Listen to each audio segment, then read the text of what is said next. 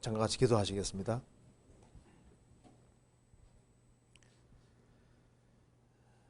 저희를 사랑하시는 하나님 아버지 감사합니다.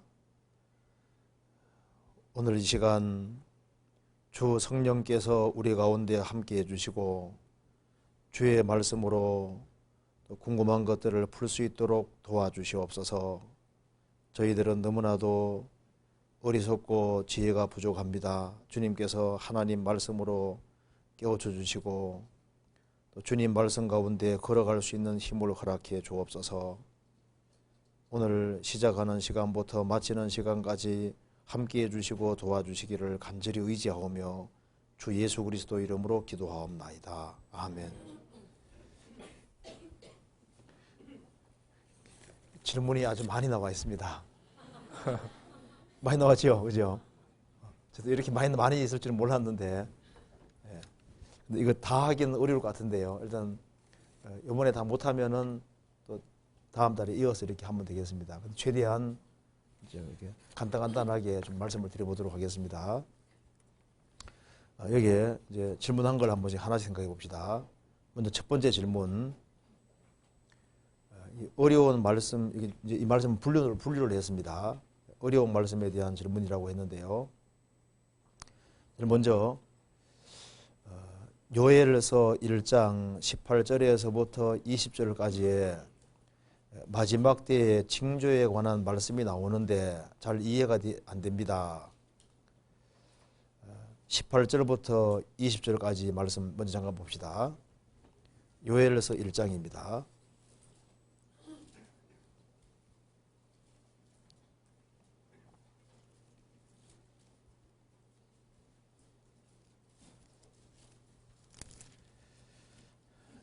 18절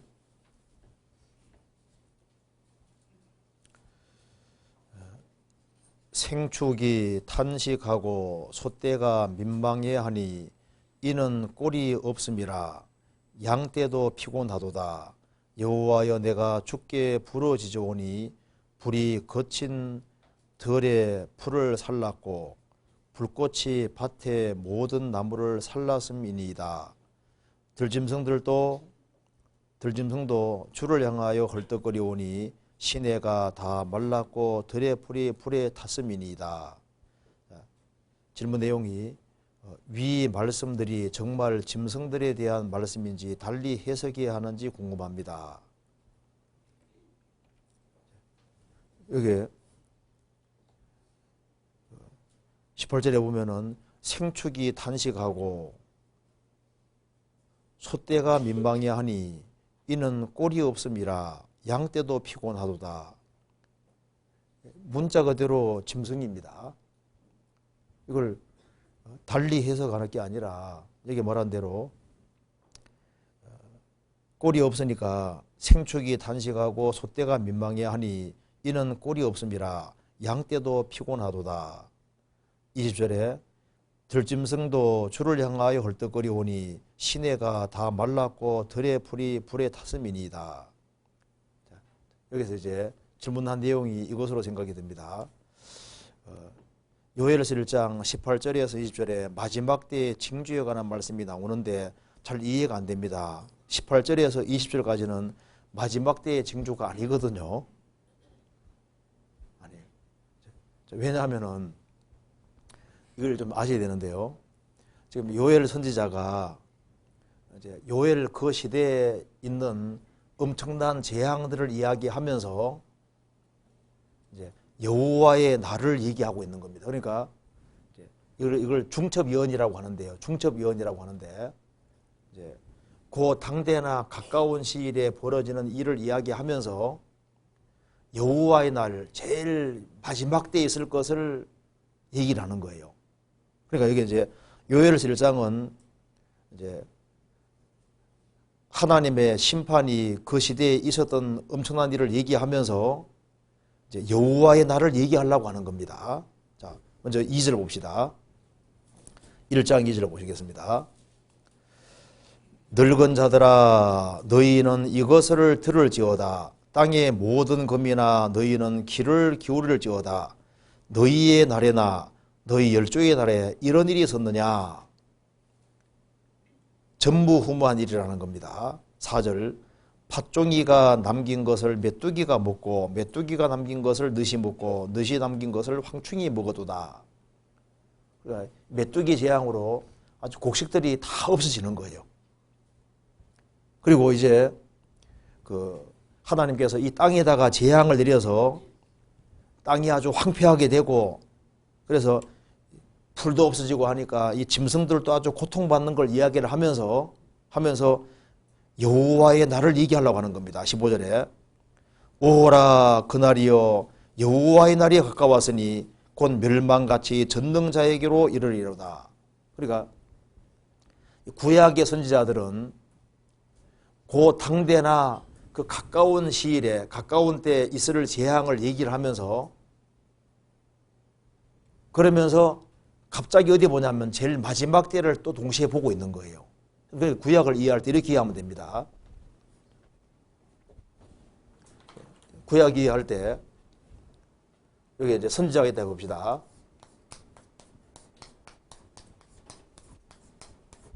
선지자가 있을 때 선지자는 이제 이 가까운 시대의 사건을 하나님 보여주십니다. 이때 하나님의 어떤 재앙이 올 것을 이제 말씀하시면서 보통 선지자들은 예수님의 초림을 보고 그 다음에 예수님의 재림으로 엄청난 재앙이 올 것을 보는 겁니다. 그러니까 구약 읽어보면요 항상 구도가 이렇게 되어 있습니다. 가장 큰 봉우리는 이제 이거 초림 보고 재림 보는 거예요. 그러니까 그 당대나 가까운 데 얘기를 하면서 초림 얘기하고 재림 이야기 이런 식이거든요. 요엘서도 마찬가지입니다.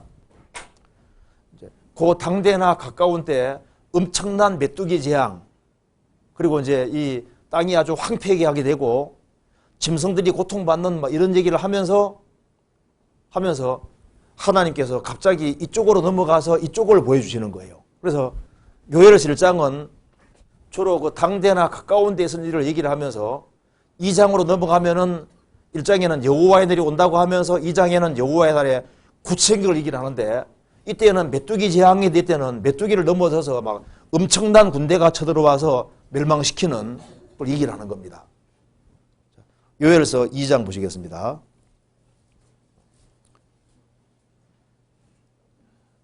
시온에서 나팔을 불며 나의 성산에서 호각을 불어 이 땅 거민으로 다 떨게 할지니 이는 여호와의 날이 이르게 됨이니라.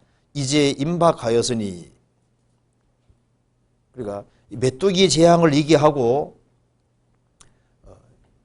땅에 재앙이 와서 식물이 끊어지고 그리고 이제 동물들이 고통받는 걸 얘기를 하면서 이제 7년 환란 속에 벌어질 것을 얘기를 하는 거예요. 그래서 구약 성경 읽을 때 여호와의 날 하면은 거의 7년 환란을 가리키고 있습니다. 무슨 이해되시죠? 그러니까 구약에 여호와의 날이 나오면은 여호와가 하나님의 이름이니까 구약 시대 이스라엘 사람들이 하나님 이름 부르기를 무서워했습니다. 그래서 여호와를 아도나이라고 바꿔 불렀거든요. 그래서 아도나이가 주입니다. 그래서 신약 성경에는 여호와가 다 주로 바뀌어 나오죠. 그래서 신약 성경에는 여호와의 날이 주의 날입니다. 그래서 신약 성경에서 주의 날 하면은 여호와의 날을 그대로 받은 거예요. 그래서 여호와의 날, 주의 날, 7년 환란, 야곱의 환란 때 어린 양의 진도 다 똑같은 얘기입니다. 7년 환란 얘기하는 겁니다. 그래서 다시 보시면요. 3절 곧 어둡고 캄캄한 날이요 빽빽한 구름이 낀 날이라. 핵이 터지면은 버섯구름이 올라가면서 태양을 덮으니까 캄캄하고 어두운 날이 되고 빽빽한 구름이 낀 날이 됩니다. 암흑진저가 됩니다. 성경에 이런 표현이 많이 나와 있는데 핵이 터지면 이런 일이 정말 벌어지게 됩니다. 이는 많고 강한 백성이 이르렀음이라. 이 같은 것이 자고 일 없었고 이후 세세 없으리로다. 전무후무하다는 겁니다. 3절 불이 그들의 앞을 설하며 불꽃이 그들의 뒤를 태우니 그 전의 땅은 에덴 동산 같았으나 그 후의 땅은 황무한 들 같으니 그들을 피한 적 없도다. 지구가 질투의 불에 삼켜질 것을 말씀하고 있는 거예요. 그러면서 요엘서 1장에서는 메뚜기 재앙을 이기라고 했는데 2장에는 메뚜기가 아닙니다. 4절에 2장 4절 그 모양은 말 같고 그 달리는 것은 기병 같으며 그들의 산 꼭대기에서 뛰는 소리가 병거 소리와도 같고 불꽃이 초계를 사르는 소리와도 같으며 강한 군사가 항모를 부리고 싸우는 것 같으니 그 앞에서 만민이 송구하여 하며 무리의 낯빛이 하얘졌도다. 그들이 용사같이 달리며 무사같이 성을 더위 잡고 오르며 각기 자기의 길로 행하되 그 항모를 어기지 아니하며 피차에 부딪히지 아니하고 각기 자기 길로 행하며 병기를 충돌하고 나아가나 상치 아니하며 성중에 뛰어들어가며 성 위에 달리며 집에 더위 잡고 오르며 도적같이 창으로 들어가니 그 앞에서 땅이 진동하며 하늘이 떨며 이로리 캄캄하며 별들이 빛을 거두도다. 그러니까 메뚜기가 이 지구상에 아주 엄청난 재앙을 일으키는 걸 얘기를 하면서 여호와의 날 이 마지막 전쟁 때 이 지구가 완전히 암흑천지가 되고 지구가 질투불에 사삼켜지는 걸 얘기를 하면서 마지막 때 무기 모양을 얘기를 하고 있습니다. 그래서 요한계시록 9장에 더 자세하게 설명이 되어 있잖아요. 이 마지막 무기는 앞에서 막 불과 연기와 유황이 나오고 그래서 인간 3분절이 죽는 것이 나와 있습니다. 여기에 이 마지막 때의 무기는 병거 굴러가는 소리 같을 것이다. 탱크 같은 것은 병거 굴러가는 소리 나죠. 그 다음에 불꽃이 초기에 사르는 소리, 마른 불 사르는 소리는 불 사를 때 슉 소리 나든지 타타 소리 나든지 헬리콥터가 올라가는 소리하고 비행기 날아가는 소리 비슷합니다. 그리고 마지막 때 무기는 사무라이처럼요 건물을 착착 기어 오른다고 되어 있잖아요. 요즘 로봇 병기 같은 게 나오고 있습니다. 건물을 착착 기어 올라가잖아요. 이제 그러면서 이 지구에 이제 메뚜기가 오는 게 아니라 전 세계가 달라들어서 이 마지막 전쟁을 치르는 것이 상세하게 설명되고 있는 겁니다. 요엘서 3장 보시겠습니다. 3장 9절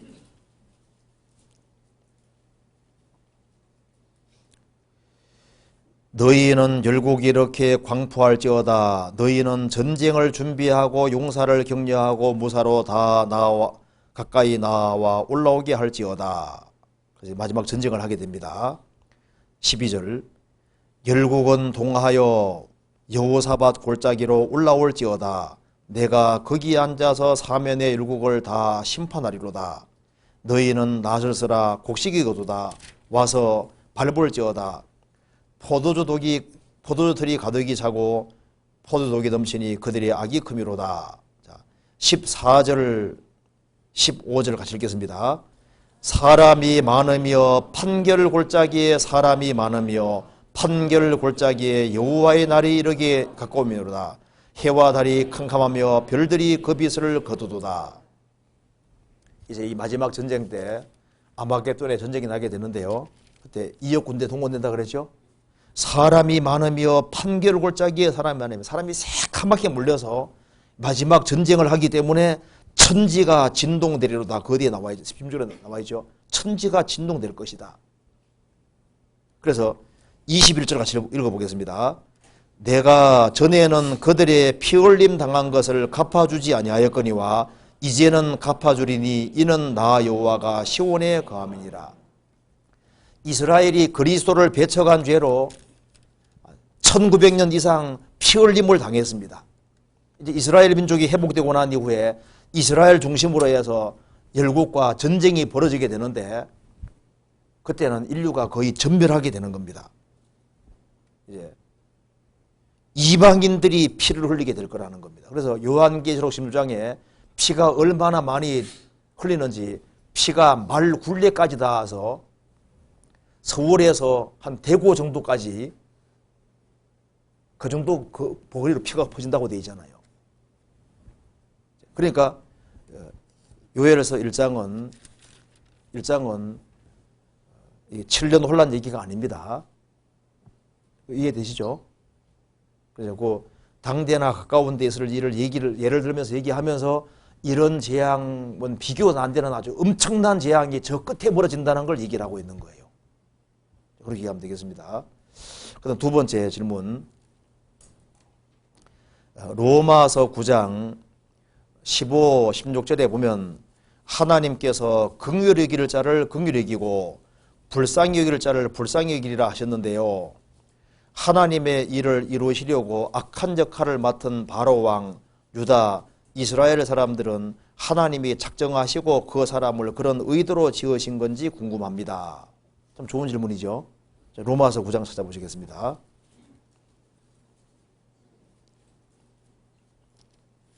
재밌는 질문은 뒤에 많은데 로마서 9장 봅시다. 9장 15절 16절 보시겠습니다.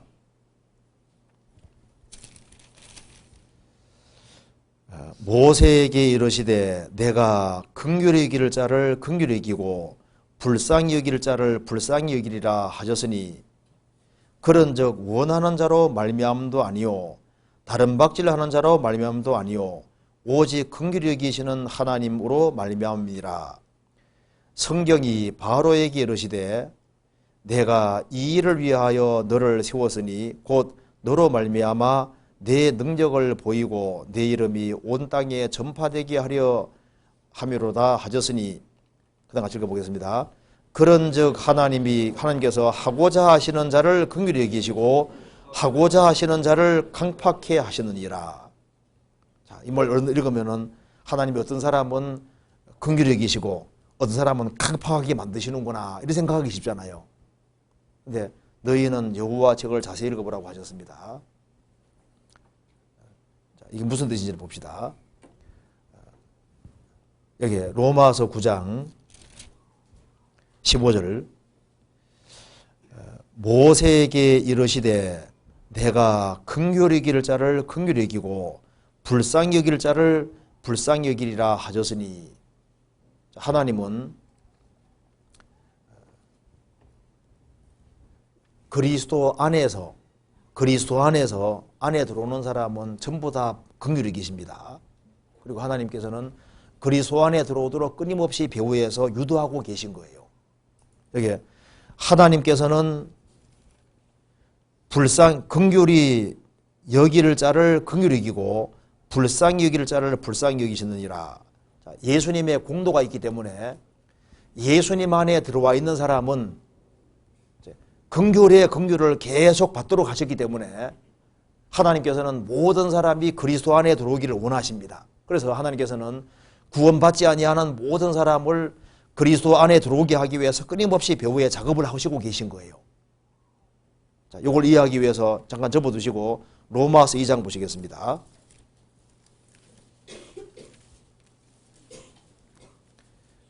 이 2장 4절에 보시겠습니다. 혹 내가 하나님의 인자하심이 너를 인도하여 회개케 하심을 알지 못하여 그의 인자하심과 용납하심과 길이 참으심의 풍성함을 멸시하느뇨. 다만 내 고집과 회개치 아니한 마음을 따라 진노의 날 곧 하나님의 의로우신 판단이 나타나는 그날의 말 진노를 내게 산도다. 혹 내가 하나님의 인자하심이 너를 인도하여 회개케 하심을 알지 못하여. 하나님은 인자하신 분이기 때문에 사람을 인도해서 회개케 해서 구원받게 하려고 하시는 겁니다. 그래서 그리스도 안에 들어오게 하기 위해서 끊임없이 배후 작업을 하시거든요. 그런데 인간은 그것을 계속 무시하는 거예요. 하나님의 인자하심과 용납하심과 길이 참으심의 풍성함을 멸시하느뇨. 그래서 고집을 부리면 부릴수록 진도가 점점 더 쌓여간다는 겁니다. 하나님께서는 모든 사람이 구원받기를 원하십니다. 그렇기 때문에 그리스도 안에 끌어들이기 위해서 배후 작업을 계속 하시는 거예요. 그런데 그리스도 안에 끝까지 들어오기를 거절하는 사람이 있거든요. 거절하는 사람은 하나님께서 강팍해 하신다 그 말은 내버려 둔다 그 말입니다. 끝까지 그리스도 안에 들어오기를 원치 않는 사람은 하나님께서 그 사람이 스스로 강팍하게 굴기 때문에 강팍하게 하기를 고집하는 사람은 오냐 니 할 테면 해봐 하고 내버려 두는 것이 강팍하게 만드시는 거예요. 로마서 9장 다시 봅시다. 18절 그런즉 하나님께서 하고자 하시는 자를 긍휼히 여기시고 하고자 하시는 자를 강팍히 하시느니라. 하나님께서는 배후에서 긍휼을 베푸시고 그리스도 안에 들어오도록 유도하셔서 그리스도 안에 들어온 사람에게는 무궁한 사랑과 긍휼을 나타내시는데 그걸 끝까지 거역하는 사람은 하나님께서 강팍히 하신다는 건 뭡니까? 내버려 둔다 그 말입니다. 자, 이걸 이해하기 위해서 이제 여기에 바로를 예를 들고 있습니다.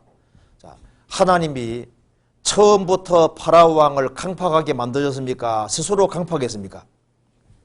하나님이 행하시는 기적을 보고 바로가 마음을 강팍히 하며 기적을 보고 강팍히 하며 계속 강팍하게 했거든요. 끝까지 안 돌이키니까 주님께서 오냐 이 할 테면 해봐 하고 내버려 두는 것이 강팍하게 만드시는 거예요. 성경에서 봅시다. 출애굽기 7장 보시겠습니다.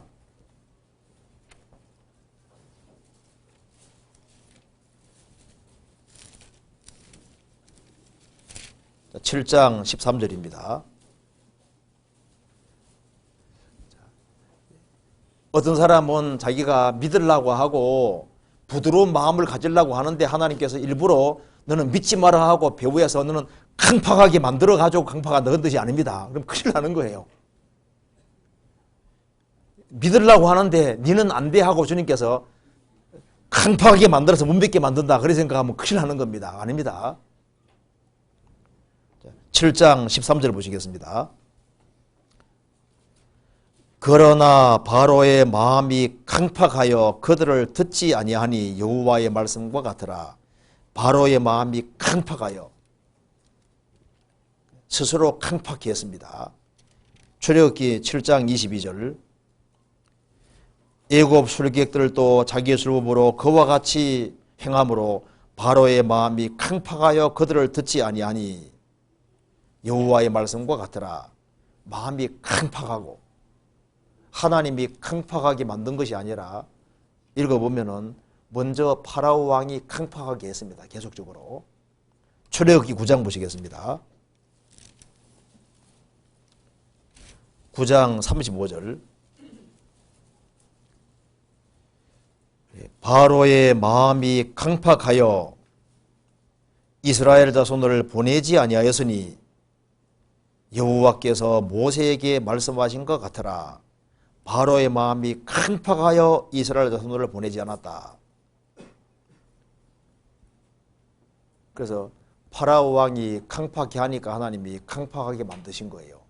강팍하게 만들었다는 것은 끝까지 강팍하게 굴면요 오냐 니 할 테면 해봐 하고 내버려 두면 더 강팍하게 되는 거예요. 그 말 이해되시죠? 자, 출애굽기 10장 보시겠습니다.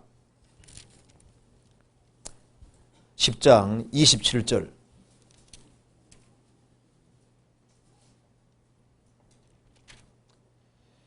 여호와께서 바로의 마음을 강팍히 하셨으므로 그들을 보내기를 즐기 아니하고 강팍했단 말이 나와 있죠. 그러니까 스스로 강팍하는 사람은 끝까지 안 돌이키면 주님께서 강팍하도록 내버려 두시는 거예요. 로마서 1장 찾아봅시다.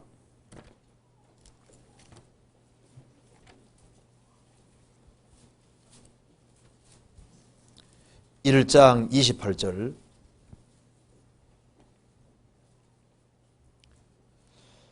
또한 저희가 마음에 하나님 두기를 싫어하며 하나님께서 저희를 그 상실한 마음대로 내어버려 두사 합당치 못한 일을 하게 하셨으니 자, 마음에 하나님 두기를 싫어하지 않습니까? 그리고 회개하기를 싫어합니다. 그걸 고집하면은 하나님께서 내버려 두사 합당치 못한 일을 하게 만드셨다, 하도록 내버려두다, 그런 뜻인 겁니다.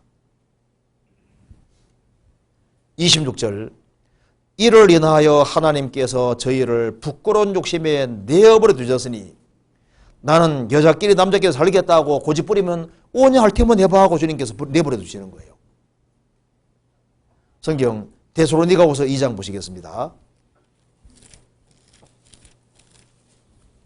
2장 10절.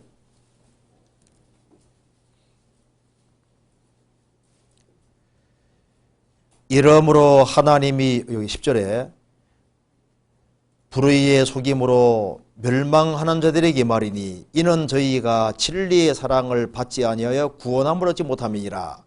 이러므로 하나님이 유혹을 저희 가운데 역사하게 하사 거짓 것을 믿게 하시면 믿도록 내버려 두시는 거예요. 그렇게 하시는 이유는 진리를 믿지 않고 불의를 좋아하는 모든 자로 심판을 받게 하려 하심이니라.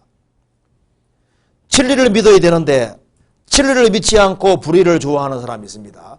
구원을 받아야 되는데 끝까지 구원받기를 거절하는 사람이 있습니다.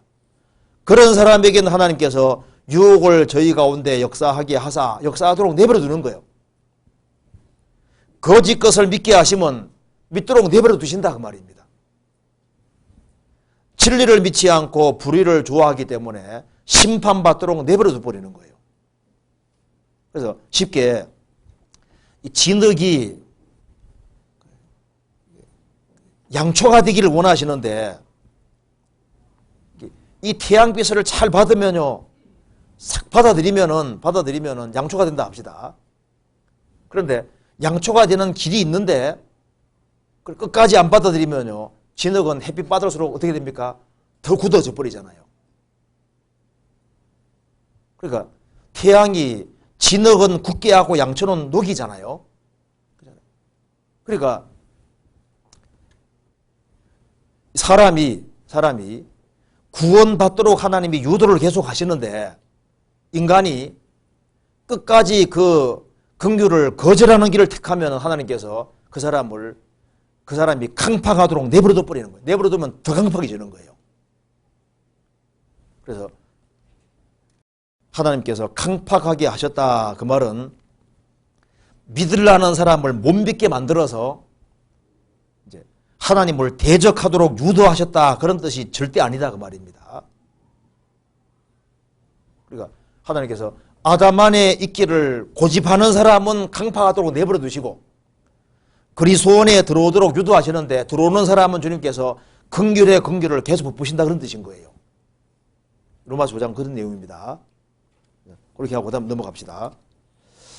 그 다음에 마태복음 6장 7절에 기도할 때 중언부언하지 말라고 하셨는데 어떤 소망을 이루기 위해 똑같은 기도를 날마다 간절히 기도하는 것과 무슨 차이가 있는 건지요? 중언부언과 끈질긴 기도의 차이는 무엇인지 알고 싶습니다. 자, 마태복음 6장 7절 봅시다. 6장 7절. 또 기도할 때 이방인과 같이 중언부언하지 말라. 저희는 말을 많이 하여야 들으실 줄 생각하느니라. 그러므로 저희를 본받지 말라.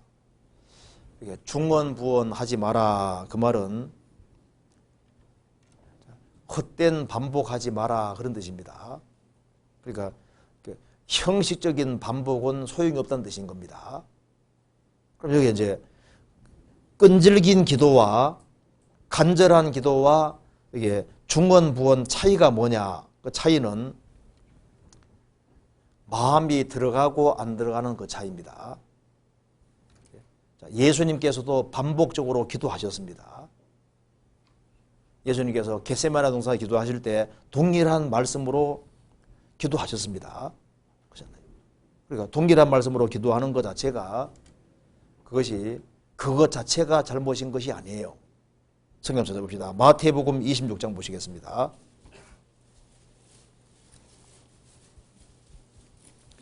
26장 44절.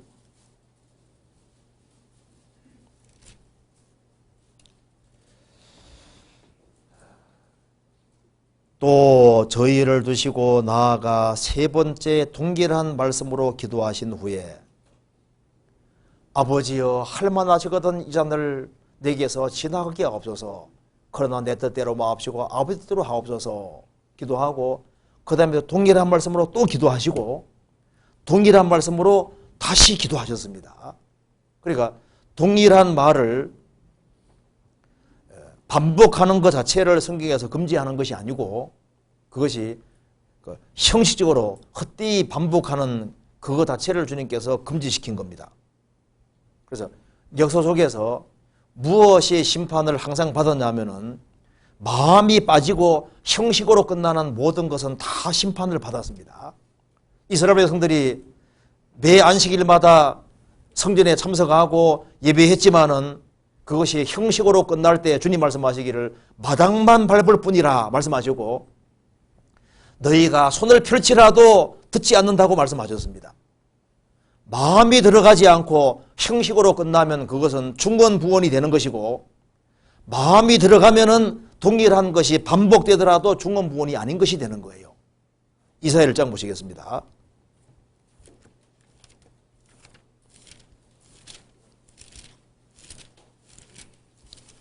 이사야 1장 12절 너희가 내 앞에 보이러 오니 그것을 누가 너희에게 요구하였느냐 내 마당만 밟을 뿐이니라 헛된 재물을 다시 가져오지 말라.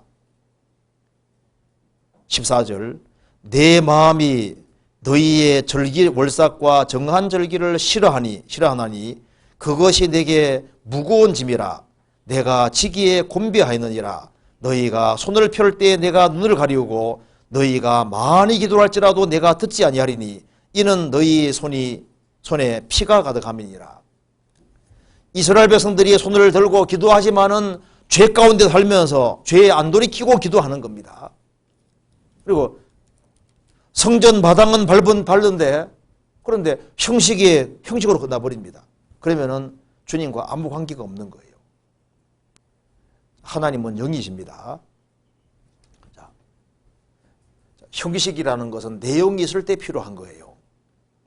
자, 어떤 사람은 이제 수영도 못하고 수영 팬티도 안 입었습니다. 물에 빠지면 어떻게 될까요? 죽잖아요. 수영 팬티는 입었는데 수영 못해요. 어떻게 됩니까? 죽잖아요. 수영 팬티는 안 입었는데 수영 잘해 어디 갑니까? 살 수 있잖아요. 수영도 잘하고 수영 팬티도 입었습니다. 좋잖아요. 그러니까 팬티라는 건 이제 있으면 좋은 거고 그건 외적인 것은 그건 바깥에 붙는 것에 불과한 거예요. 그러니까 껍데기만 있고 내용 없으면 주님하고 관계 없습니다. 그래서 중언부언이라고 하는 것은 형식적으로 헛되이 반복하는 그것은 주님과 관계없다 그 말입니다. 입으로만 하고 나버리면 주님과 관계없다는 겁니다. 자, 그러면 생각해 봅시다. 누가복음 18장에 그 과부 얘기 나오잖아요. 너무 억울한 일을 당했습니다. 이건 불의한 재판관 저 사람 말고는 해결해 줄 사람이 없어요. 그래서 이제 재판 찾아가는데 문 앞에서 차단당했습니다.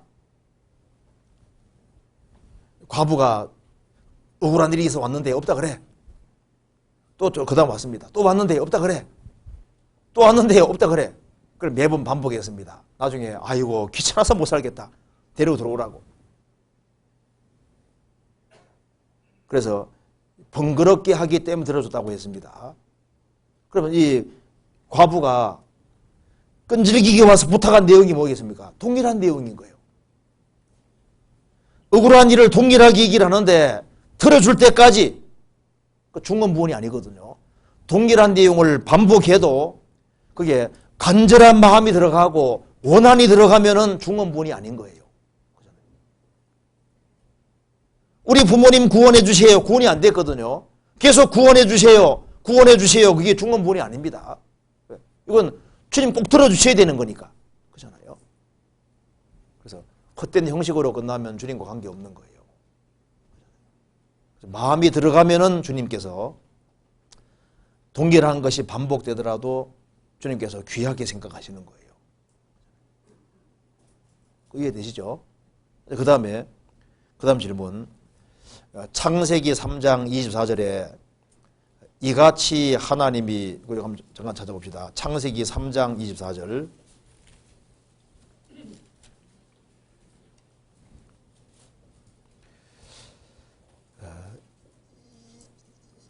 이같이 하나님이 그 사람을 쫓아내시고 에덴 동산 동편에 그룹들과 두루두는 화영금을 두어 생명나무의 길을 지키게 하시니라. 이 말씀에서 그룹, 화염금, 생명나무의 길은 무슨 의미인지 알고 싶습니다. 아담 하와가 죄를 지은 이후에 하나님께서 그룹 천사들을 보내서 생명나무의 길을 지키게 하시면서 인간이 생명과를 따먹지 못하게 막으셨습니다. 그래서 두루두는 불칼을 두셔서 생명과를 따먹기 위해 들어오면은 칼에 맞아 죽게 되는 거예요. 그럼 여기서 이제 그룹은 뭐냐? 하나님을 가까이 섬기는 천사라고 성경에 설명하고 있습니다. 그룹은 천사고 하나님을 아주 가까이 섬기는 천사입니다. 천사가 위계가 있는데요. 성경에 서랍천사, 그룹천사는 하나님을 아주 가까이 섬기는 천사입니다. 천사도 질서가 쫙 있습니다. 천사 가운데 3분의 1이 살아간 것이 마귀죠. 마귀도 질서가 있거든요. 있는데 보통 무당들 속에 들어가는 귀신은 하등마귀입니다. 졸개마귀들인 거예요. 진짜 고등마귀는 따로 있습니다. 지금 우리나라가 굉장히 미신적이었잖아요, 과거에. 그런데 기독교가 들어오면서 유럽에 있는 서양 마귀들, 그런 아주 고등마귀들은 다 이제 일로 와서요. 하등마귀들은 다 이사 갔습니다. 동남아시아라든가 딴 데 이사 갔어요. 이사 가서 이제 마귀는 숫자가 제한되기 때문에 이게 돌고 이게 움직입니다. 루시퍼 천사에 따라서 움직이는 거예요. 그러니까 나라마다 배치되어 있다고 성경에 나와 있잖아요. 루시퍼 천사 중심으로 해가지고 나라마다 지역마다 다 배치가 다 되어 있습니다. 그래서 이 세계를 장악하려고 하는 거예요. 어쨌든 마귀가 있는데요. 이게 이제 그룹 천사는 주님을 가까이 섬기는 천사고 두루두는 화염금이라는 건 불칼을 말하는 겁니다. 그리고 생명나무의 길을 지키게 하시니라. 왜냐하면은 생명과를 따먹으면 영생하는데 죄가 해결되지 아니한 상태로 영생과 먹으면 어떻게 됩니까?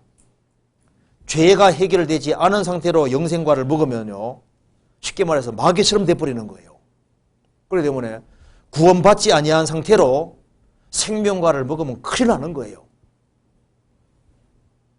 죄가 해결이 되지 아니한 상태로 먹으면은 그 사람은 구원받지 못할 뿐 아니라 쉽게 말해서 마귀처럼 되는 겁니다.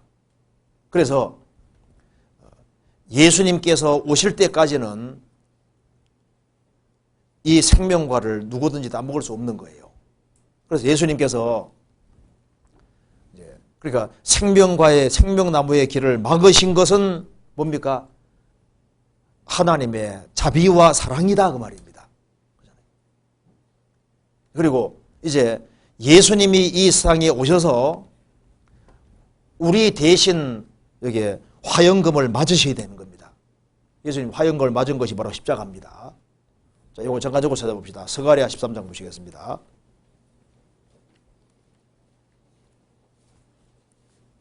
스가랴 13장 7절.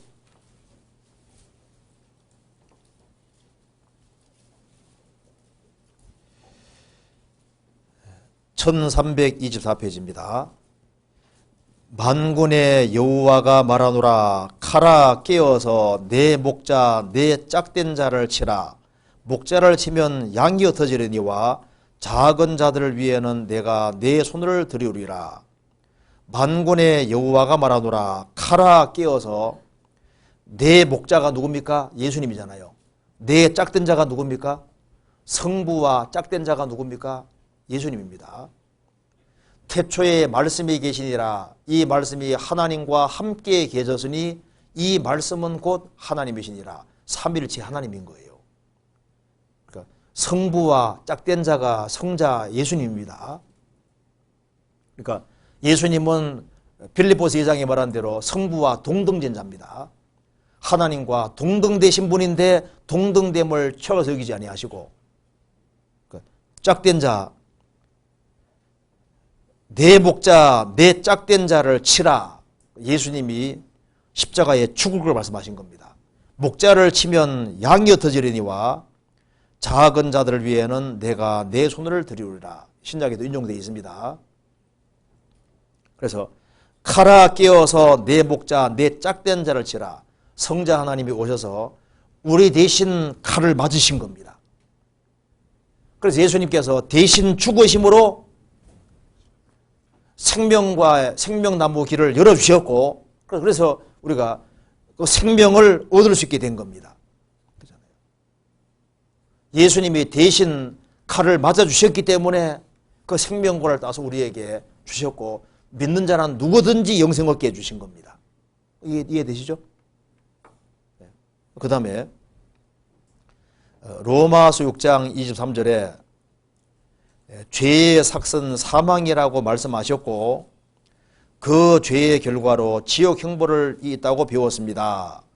그렇다면 세상 죄를 짊어지신 예수님이 우리 죄값을 치르시기 위해서는 지옥에 가는 것이 논리적으로 맞은 것 같은데 라고 생각한 적이 있습니다. 물론 저의 어리석은 생각인 줄 압니다만 성경적으로 예수님이 지옥에 가시지 않은 이유를 알고 싶습니다. 한번 찾아봅시다. 로마서 6장 할 때 머리도 좋아, 그죠? 로마서 6장 23절에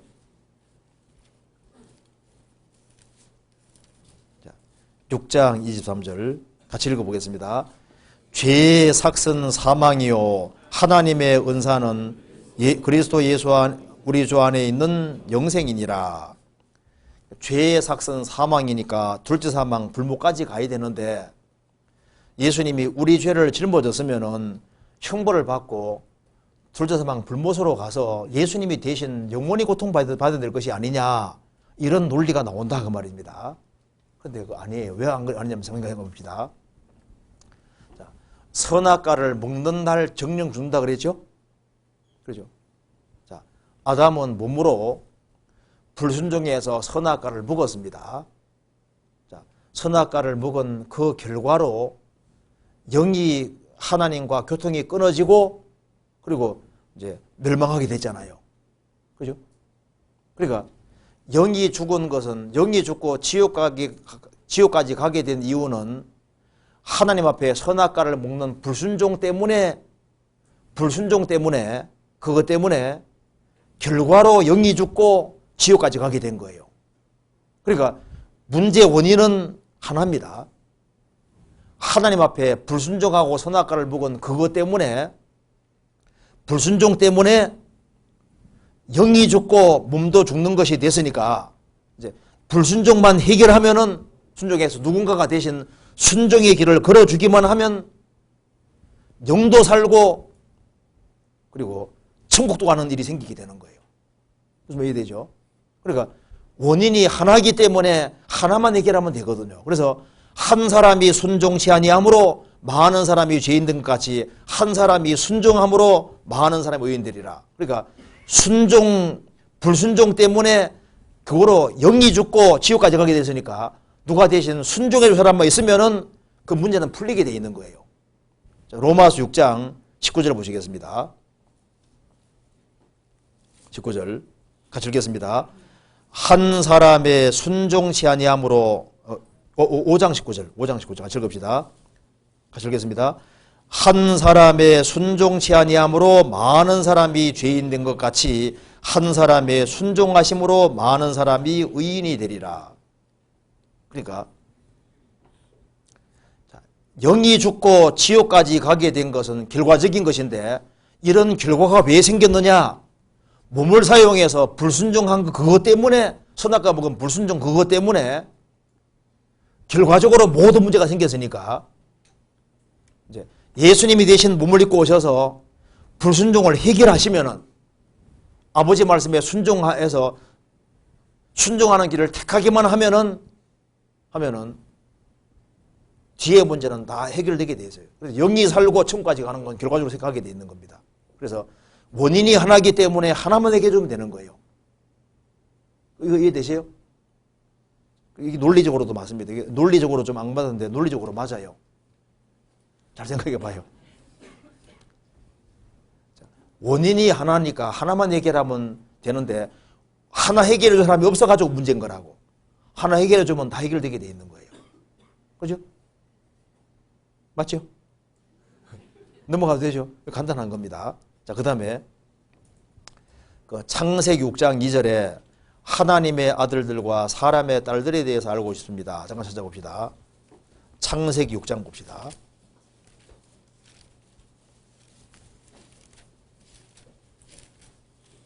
창세기 6장 1절 사람이 땅 위에 번성하기 시작할 때 그들에게서 딸들이 나니 하나님의 아들들이 사람의 딸들의 아름다움을 보고 자기들이 좋아하는 모든 자로 아내를 삼는지라. 여호와께서 가라사대 나의 신이 영원히 사람과 함께 하지 아니하리니 이는 그들이 육체가 됨이라. 그러나 그들의 날은 120년이 되리라 하시니라. 당시에 땅에 네피림이 있었고 그 후에도 하나님의 아들들이 사람의 딸들을 취하여 자식을 낳았으니 그들이 용사라 고대 유명한 사람이었더라. 이 질문 참 중요한 질문입니다. 이게 왜 중요한 질문이냐 하면은 여기에 네피림이란 말이 나와 있죠. 3절에 네피림 할 때 여기 옆에 꼬불꼬불하게 돼 있죠.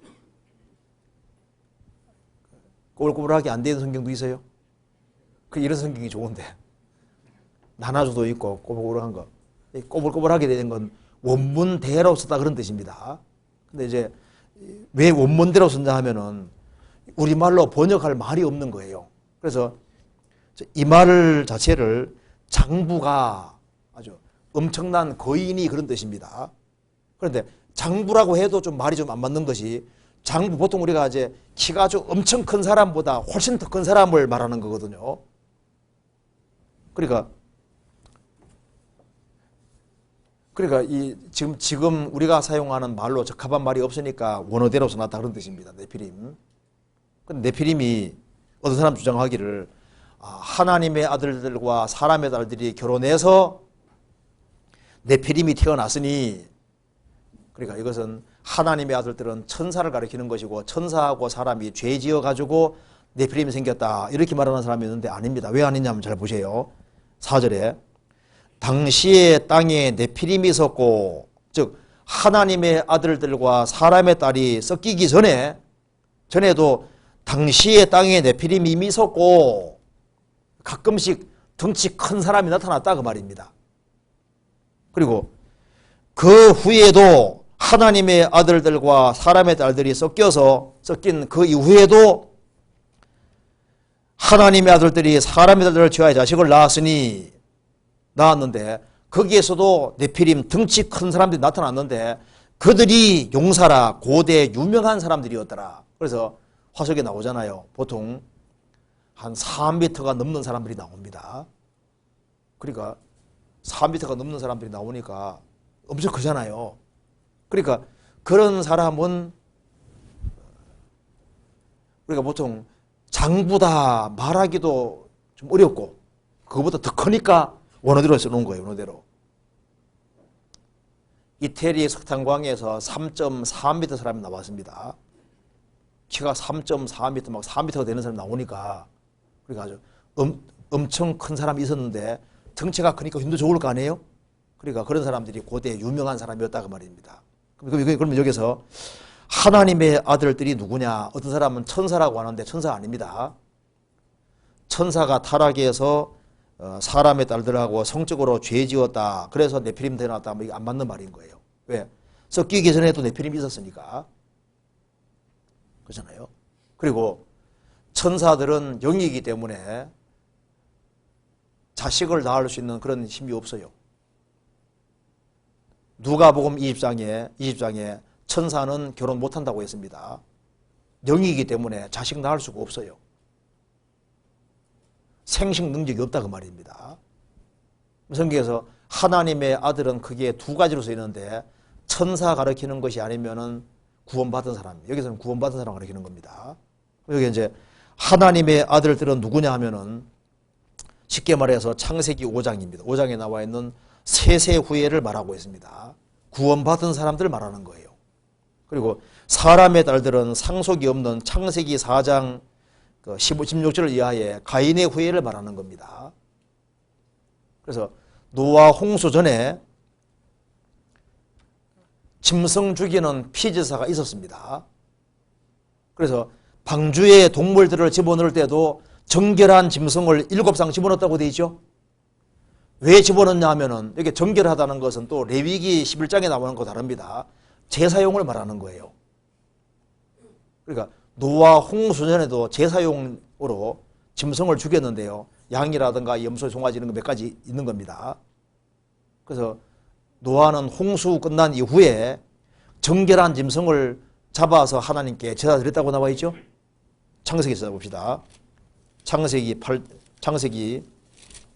8장 20절을 보시겠습니다. 노아가 여호와를 위하여 단을 쌓고 모든 정결한 짐승 중에서와 모든 정결한 새 중에서 취하여 번제로 단에 드렸더니, 그러니까 노아가 정결한 짐승을 죽인 것을 봐서 노아 홍수 전 시대에 뭐가 있었다는 걸 알 수 있습니까? 피제사가 있었다 그 말입니다.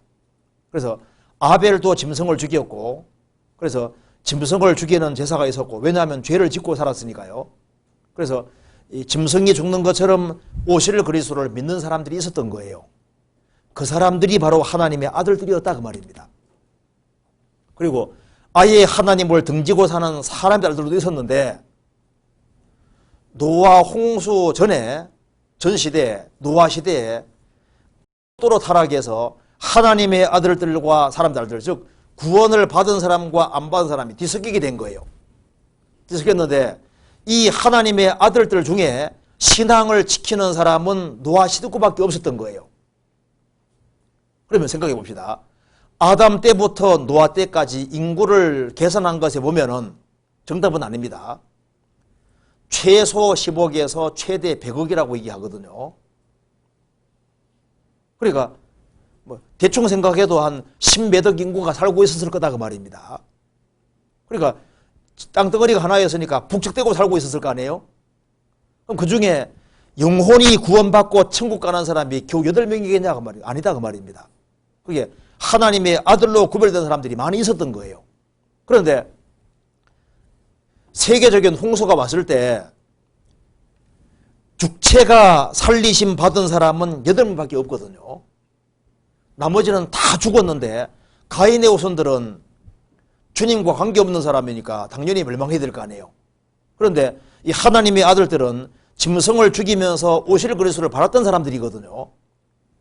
오실 그리스도를 바랐는데 세상이 너무 타락하다 보니까 세상에 휩쓸려버린 거예요. 휩쓸리고 안 돌이켰다 그 말입니다. 그래서 하나님께서 120년 동안 유예기간 주셨거든요.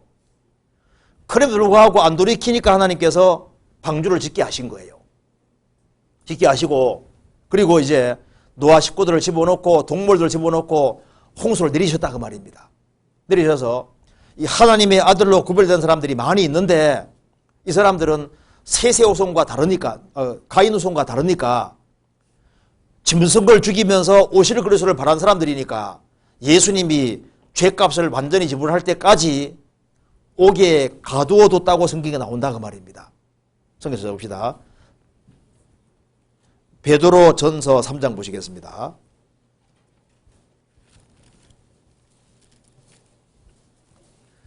3장 16절입니다. 18절입니다.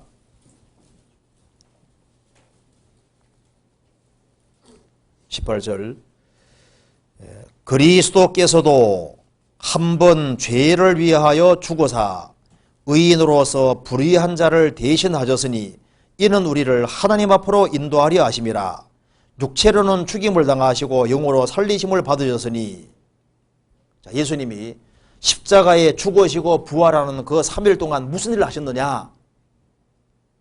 예수님께서 하신 일이 있습니다. 19절, 저가 또한 영으로 옥이 있는 영들에게 전파하시니라. 이건 천국도 아니고 지옥도 아닙니다. 연옥도 아닙니다. 주님께서 이 노아 홍수 전시대 때 그때 세세 후손들 하나님의 아들들을 위해서도 가둬둔 것이 있는 거예요. 그게 옥입니다. 그들은 20절, 그들은 옥에 있는 영들, 그들은 전에 노아의 날 방주 예비할 동안 하나님이 오래 참고 기다리실 때 창세기 6장에 120년이라 했습니다. 기다리실 때 순종치 아니하던 자들이라, 하나님의 아들들이라, 세세의 후손들이라 그 말입니다. 방주에서 물로 말미암아 구원을 얻은 자가 몇 명뿐이니 겨우 8명이라. 그러니까 육체가 살아남은 사람은 8명밖에 없는 거예요. 나머지는 징계로 다 죽은 겁니다. 그래서 이 사람들은 예수님이 오실 때까지 옥이라는 곳에 가두어 있었단 말입니다. 그래서 예수님이 이제 오셔서 죄값 다 지불하셨기 때문에 그 사람들을 끄집어내 주신 겁니다. 베드로전서 4장 6절 같이 읽겠습니다. 이를 위하여 죽은 자들에게도 복음이 전파되었으니 이는 육체로는 사람처럼 심판을 받으나 영으로는 하나님처럼 살게 하려 함이니라. 이 말은 이제 사람이 죽음 건너가 다시 구원 기회했다는 뜻이 아닙니다. 이를 위하여 죽은 자들에게도 누굽니까? 여기 3장에 나와 있는 옥에 있는 영들이 말하는 겁니다. 죽은 자들, 하나님 아들들입니다. 죽은 자들에게도 복음이 전파되었으니 주님이 죄값을 다 지불한 걸 완성한 걸 전해주신 겁니다. 이는 육체로는 사람처럼 심판을 받으나 육체로는 징계받아 죽었잖아요. 그러나 영으로는 하나님처럼 살게 함이니라. 이 사람들은 오실 그리스도를 바라던 사람들인 거예요. 받아서 징계로 제명대로 못살고 죽었다 그 말입니다. 그러니까 하나님의 아들로 구별된 사람 중에 제명대로 산 사람은 누구밖에 없습니까? 노아이들 식구밖에 없고 나머지는 징계로 다 죽은 거예요. 그런데 징계로 죽었지만은 이 사람들은 짐승을 죽여서 피를 흘리면서 오실 그리스도를 바란 사람들이니까 메시아를 믿었던 사람이고 신앙을 못 지키고 이제 세상에 딸려서 죄 가운데 섞여 살아가지고 징계로 죽임 당한 겁니다. 그러니까 이 사람들은 지옥 가면 안 되잖아요. 그러니까 하나님께서 옥이라는 곳에 가두어 두시고 예수님 오실 때까지, 그래서 예수님이 오셨기 때문에 이제 이 사람들을 다시 끄집어내 준 것을 얘기를 하면서 말씀하고 있다고 말입니다. 그러면 베드로 사도가 왜 이것을 거론하냐 하면은 하나님의 아들로 구별된 사람들이 구별되어 살지 아니하고 세상 사람과 섞여 살 때 징계가 있지 않았느냐. 그래 너희들 이제 하나님의 아들로 구별됐는데 너희들도 이제 구원받기 전에 죄 지은 것을 족하게 생각하고 이제 구원받고 난 이후에는 하나님 뜻을 따라 구별되어 살아야 될 것을 말씀하시면서 너희들도 만일 구원받기 전과 같이 죄를 짓게 되면은 노아 홍수전 시대에 세세호선들 짝이 난다 그 말입니다. 너희들도 징계로 아주 혼날 수 있으니까 죽을 수 있으니까 정신 차리라고 하시면서 얘기를 하고 있는 거예요. 그러면은 신약 시대에 구원받은 사람이 죄를 지어서 징계로 죽으면은 옥에 들어가느냐? 물론 아닙니다. 이건 노아 홍수던 시대 사람에게 하시는 말씀이다 그 말입니다. 그런데 제명대로 못 사는 수가 생기니까 정신 바쳐 차리라 하시면서 이 예를 그 사이에 예를 하나 딱 집어넣은 거예요. 이해되세요? 그러니까 구원받고 난 이후에 구원받은 사람이 구원받기 전 구원받기 전처럼 구원받지 아니한 사람과 이렇게 어울려서 죄 짓고 살면은 구별을 살지 아니하면은 징계로 너희들도 죽는 경우가 생긴다는 것을 예를 드시면서 창세기 6장에 그 하나님 아들들 세세호선을 예를 들고 있다 그 말입니다. 이 사람들이 이렇게 혼난 적이 있는데 너희들도 징계로 죽을 수 있으니까 정직받아 살리고 구별되어 살아라 하시면서 얘기를 하는 거예요. 그래서 4장 2절 그 후로는 다시 사람의 정욕을 좇지 않고 오직 하나님의 뜻을 좇아 육체의 남은 때를 살게 하려 함이니라. 너희가 음란과 정욕과 술취함과 방탕과 연락과 무법한 우상숭배를 하여 이방인의 뜻을 좇아하는 것이 지나간 때가 족하도다. 그러니까 이제 죄 이제 그만 지었으면 됐으니까 딱 구별돼서 바르게 살 생각하라 그 말입니다. 이 내용 어렵지 않죠? 안 어렵죠? 네. 설명 다시 안 해도 되겠죠?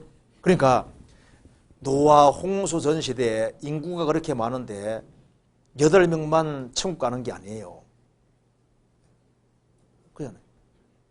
인구가 그렇게 많은데 8명만 천국 가겠습니까? 아닌 거예요. 노아 홍수 전 시대 때도 아담은요, 노아 할아버지 라멕 살 때도 살아 있었거든요.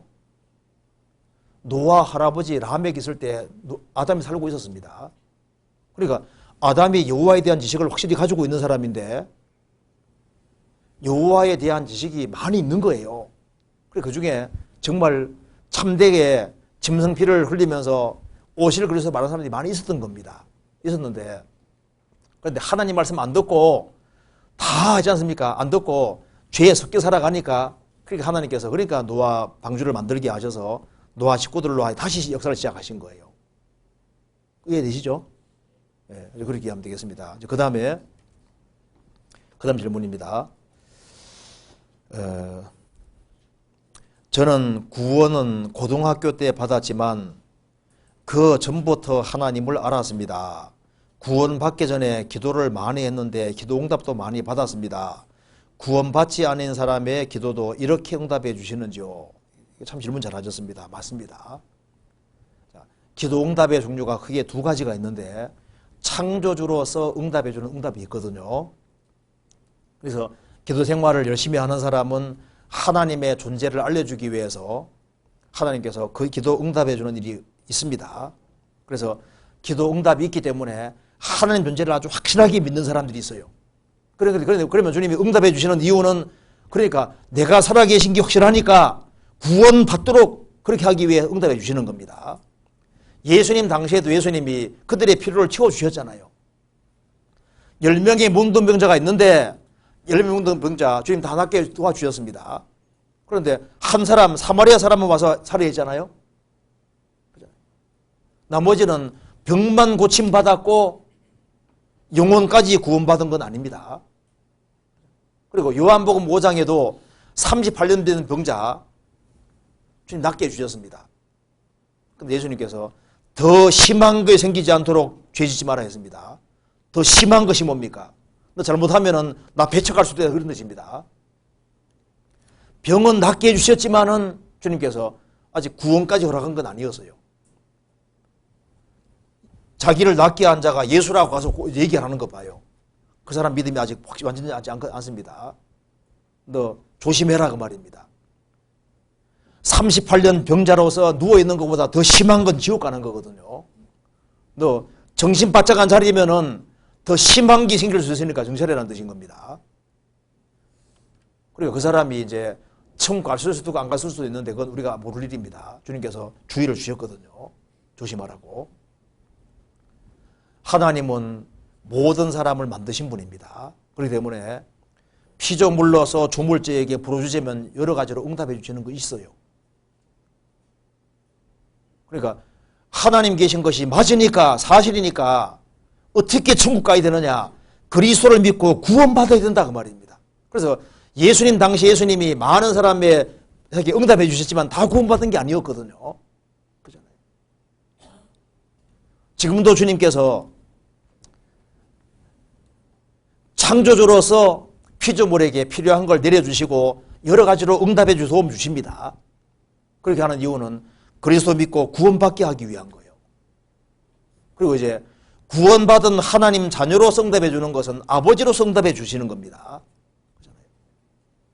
그래서 창조주로서 응답해 주는 응답이 있고 하나님 아들이기 때문에 응답해 주는 게이기 때문에 기도 자체가 기도응답 자체가 구원을 보증하는 건 아닌 겁니다.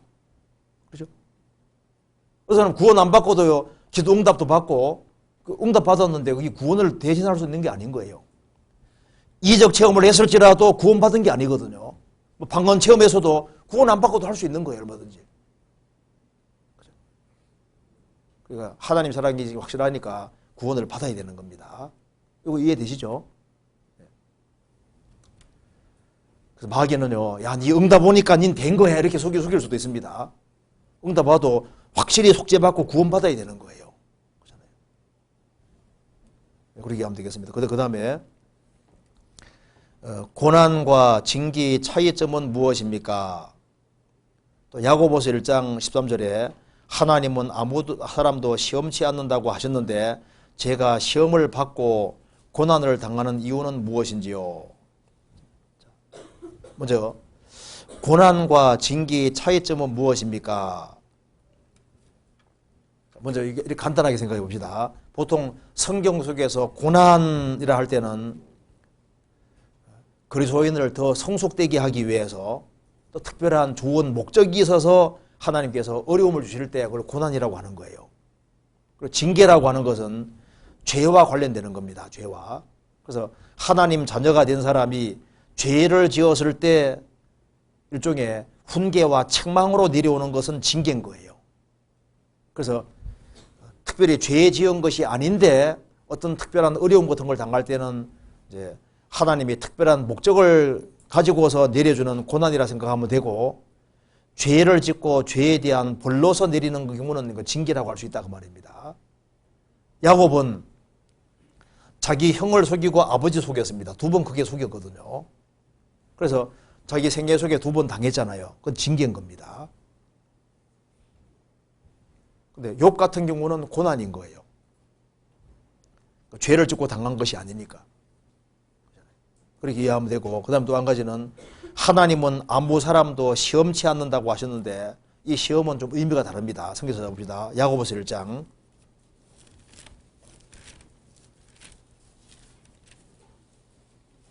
13절입니다.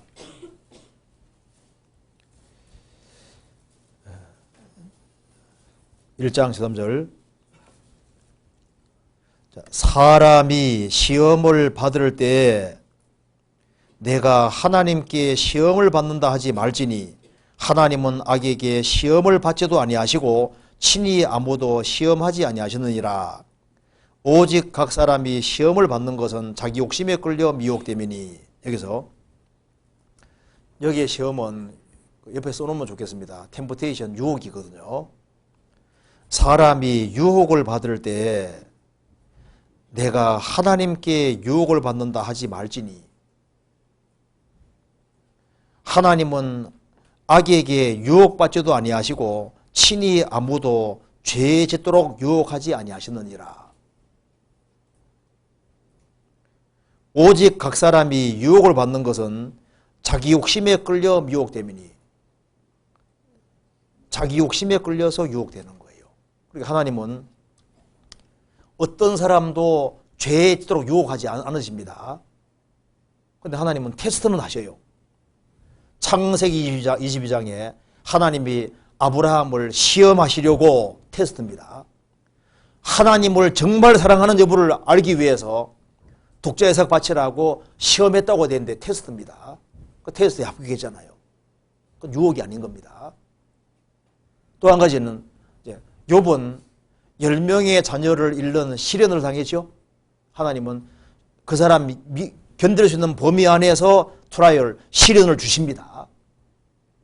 주님은 테스트도 하시고 시련도 주시지만 감당할 범위 안에서.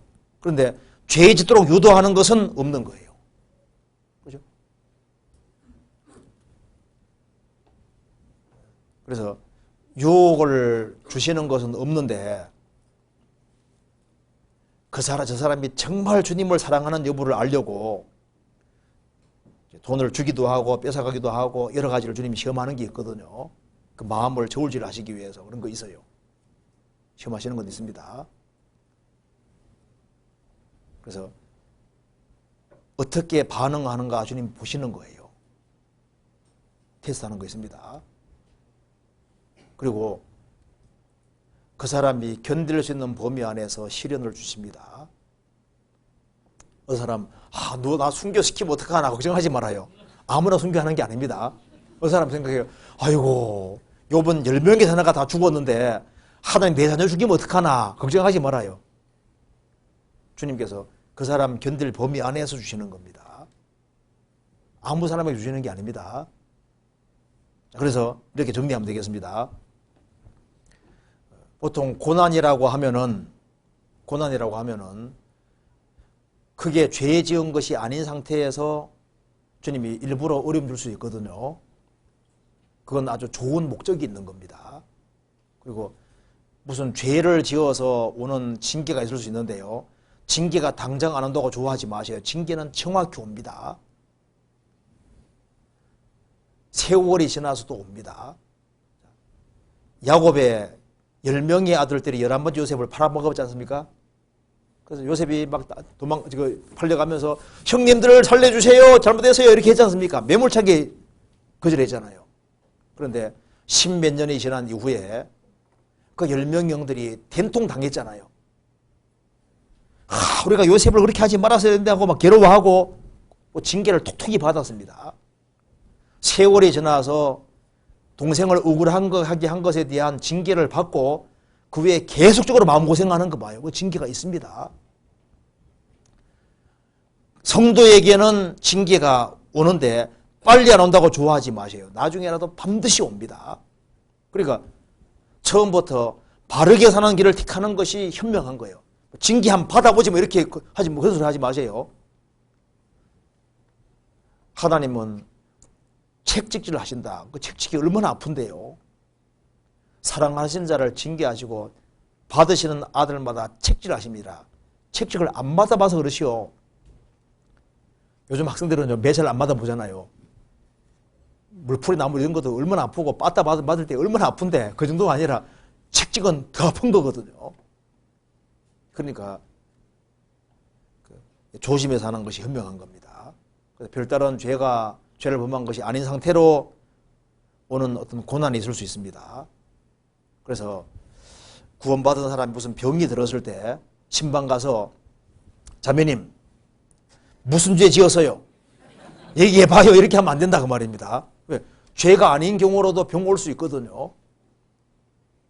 욥의 세 친구들은 욥이 엄청난 재앙 당하니까 욥 너는 틀림없이 죄 지었다 그랬거든요. 안 지었어요. 왜? 욥의 세 친구들은 이런 엄청난 고난은 죄로만 두고 생각하는 거예요. 죄로만. 아닌 거예요. 죄가 아닌 상태로 올 수도 있는 겁니다. 그러니까 그걸 구분을 우리가 정확히 못하기 때문에 쉽게 판단하지 마세요. 그리고 이제 또 한 가지는 그 다음 질문. 구약 시대에는 이스라엘 사람들은 짐승을 잡아 제사 드림으로써 구원을 받았는데요. 이방인들은 그럼 다 지옥에 갔는지요? 그리고 대속죄일에 1년치 죄를 대속받았는데요. 그러면 대속받고 또 죄를 지은 후에 제사를 드리지 못하고 죽은 경우에는 어떻게 되는지요? 좀 좋은 질문이죠. 자, 구약시대 때는 이스라엘 사람들은 짐승을 잡아 제사 드림으로 구원받았는데 그 이방인들은 다 지옥 갔느냐? 성경에 답이 안 나와 있습니다. 몰라요. 모른다 하면 돼. 사도행전 17장 봅시다.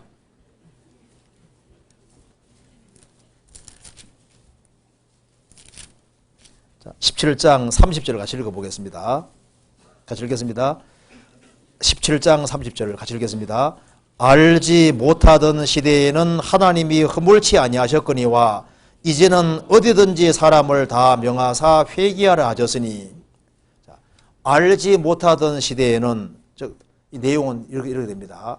바울 사도가 아테네에 지금 전도하러 갔습니다. 그런데 바울 사도가 아테네에 전도하러 오기 전까지는 아테네 사람은 성경도 없고 복음 들어본 적이 없는 거예요.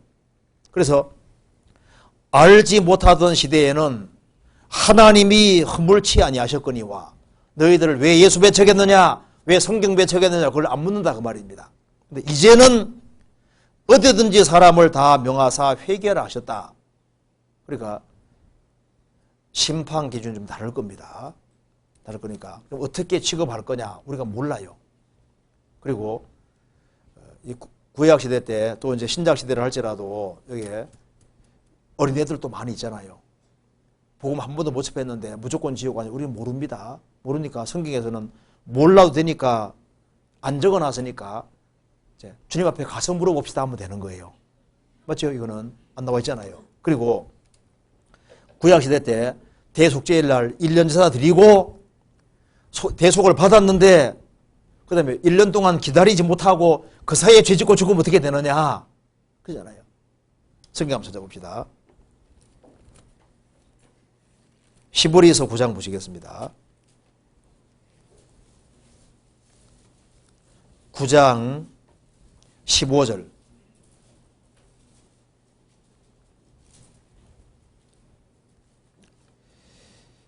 같이 읽어보겠습니다. 이를 인하여 그는 새 언약의 중보니 이는 첫 언약 때의 범한 죄를 속하려고 죽어사 부르심을 입은 자로 하여금 영원한 기업의 약속을 얻게 하려 하심이니라. 히브리서 11장 보시면은 믿음장입니다. 다 천국 가는 길은 뭡니까? 다 믿음인 거예요. 그러니까 짐승의 피 자체는 오실 그리스도를 설명하는 겁니다. 구약 시대 사람들도 오실 그리스도를 믿음으로 구원받는 거예요. 그 믿음이 구원한 것이지 그 짐승 피 자체는 죄를 사한 것이 아니라고 되어 있거든요. 그것은 그리스도를 설명하는 그림자라고 되어 있는 거예요. 그래서 구약 시대든 신약 시대든 간에 결국은 믿음으로 구원을 받는 겁니다. 그래서 여기에 설명하기를 히브리서 9장 15절에 이를 인하여 그는 예수님은 새 언약의 중보니 이는 첫 언약 때 구약 시대입니다. 구약 시대의 범한 죄를 속하려고 죽어사 그러니까 구약 시대 사람 죄도 속한 것이 뭡니까? 예수님의 죽음이 속한 거예요. 그래서 부르심을 입은 자로 하여금 부르심 입은 자는 누굽니까? 그 피를 흘리면서 오실 그리스도를 믿었던 사람인 거예요. 그 사람들로 하여금 영원한 기업의 약속을 얻게 하려 하심이니라. 그러니까 구약 시대든 신약 시대든 간에 다 그리스도를 믿음으로 천국 가는 겁니다. 그래서 1년 제사 드리고 대속 받았는데 또 죄를 지었는데 그 이후에 제사 못 드리고 죽었다. 그럼 어떻게 되느냐? 그런데 제사를 꾸준히 드리고 그거 자체가 오실 그리스도를 믿고 그렇게 됐으면요. 그 믿음 통해서 천국 가는 거예요. 짐승 피제사 자체가 그것은 성경에 말씀하기를 그림자라고. 그래서 사람이 천국 가는 것은 오실 그리스도를 믿는 믿음으로 결국은 구원받는 겁니다. 그러면 여기서 이제 그러면 혹 대속받고 죄 지은 후에 제사를 드리지 못하고 죽은 거 어떻게 되느냐? 그래서 제사 드리든 안 드리든 간에 그리스도를 확실하게 믿는 그 믿음 가지고 천국 가는 거예요. 그 피제사를 이제 대수결 제사 딱 드리고 난 이후에 하루만 지나가도요. 솔직히 대수결 제사 드렸습니다. 드리고 난 이후에 땡 1년 사함 받았거든요. 그 하루만 지나가면요. 죄 지은 거예요, 안 지은 거예요? 솔직히 얘기해 봅시다. 솔직히. 안 지은 거예요? 하루만 지나도 지은 거거든요. 지은 거예요. 그러니까 이스라엘은 그 제사를 계속 반복해 드리고 이렇게 함으로써 그리스도가 오셔서 우리 죄를 대속하는구나. 그 자체를 제사를 통해서 설명해 주는 겁니다. 그리고 참 신앙이 있는 사람은 자기가 죄를 지었으면요. 또 짐승을 가져가 또 수시로 또 짐승을 죽여서 죄를 사함 받았던 거예요. 그렇잖아요. 대속죄일뿐 아니라 평상시에도 제사를 위해서 짐승 가져갔던 겁니다. 그렇잖아요. 그러니까 여기에 죄를 지은 후에 제사 드리지 못하고 죽으면 어떻게 되느냐 이런 질문 자체가 사실은 어폐가 있는 거예요. 그리고 진짜 믿음 있는 사람은 주님께서 진짜 믿음 있는 사람은 제사 드리게 하고 그리고 평상시 드리게 이렇게 하고 이렇게 해서 오실 것을 믿는 겁니다. 그러니까 여기 히브리서 1장 보면요, 천국 간 사람이 다 믿음으로 간 겁니다. 그렇잖아요. 믿는 사람이 제사를 행하는 거예요. 그렇잖아요. 그래서 예수님 피가 영원히 사했다고 하실 때 구약과 신약 다 포함시키는 겁니다. 그렇잖아요. 그래서 그러면 이제 질문할 때 죄 지은 후에 제사를 드리지 못하고 죽으면 어떻게 되느냐, 이런 질문이 사실 필요 없는 질문입니다. 이 질문 자체가 사실 어폐가 있는 거예요. 1년 제사 드리고 죄 지은 후에 제사를 못 드리고 죽은 경우는 어떻게 되느냐, 이런 경우는 어떻게 되느냐, 성경에 답이 없잖아요. 정답은 없습니다. 그러면 이제 이 제사 드렸는데 제사를 드렸어도 자기 마음을 괴롭게 하지 아니하면 효력 없다고 되어 있습니다. 레위기 찾아봅시다. 23장 찾아봅시다. 레위기 23장.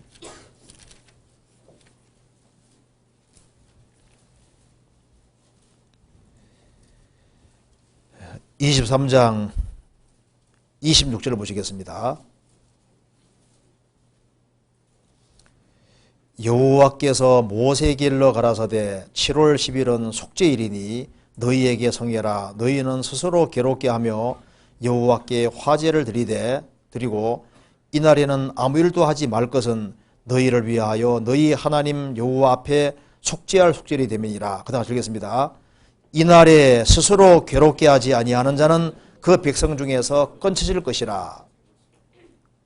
그러니까 짐승피를 드렸어도 정말 죄 때문에 괴로워하고 정말 뉘우치고 돌이키지 않는 사람은 효력이 없다, 그런 뜻인 겁니다.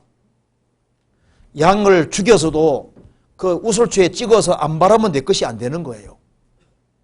무슨 말이 되죠? 그러니까 짐승 피제사를 드릴 때 그 피가 나 때문에 흘러진다는 걸 알고 그래서 그걸 자기에게 개인 적용시켜야만 자기 것이 되는 거예요. 이게 믿음이거든요. 믿음. 우슬초에 찍어 바르는 것도 믿음이라고요. 짐승 피제사 드릴 때, 그 피 드릴 때 그것을 자기와 연결시키는 사람이 자기 것이 되는 거예요. 스스로 괴롭간다는 말, 그 말이거든요. 형식은 그 속에 믿음이라는 게 안 들어가면 효력이 없는 거예요. 예수님 우리 때문에 죽었지 않습니까? 죽었는데 그걸 자기 것으로 안 받아들이면 내 것이 안 되잖아요. 그러니까 예수님 피를 흘려서도 받아들여야만 내게 되는 겁니다. 그러니까 구약시대 때에도 짐승 피제사 드릴 때 그 짐승이 피를 흘리는 그것이 나 때문이라는 것을 사실로 받아들여야 되는 거예요. 이제 그게 믿음이거든요. 그 믿음으로 청구하는 겁니다. 그런데 이제 죄를 지은 후에 제사 드리지 못하고 죽은 거 어떻게 되는지요? 성경에 뭐 말이 없어요. 어떻게 되는지 말이 없습니다. 그런데 확실한 것은 그 하나님을 향한 믿음이 확실하고 오실 그리스도를 확실하게 믿는 사람이잖아요. 그 사람들은 천국 갔다고 말입니다. 그리고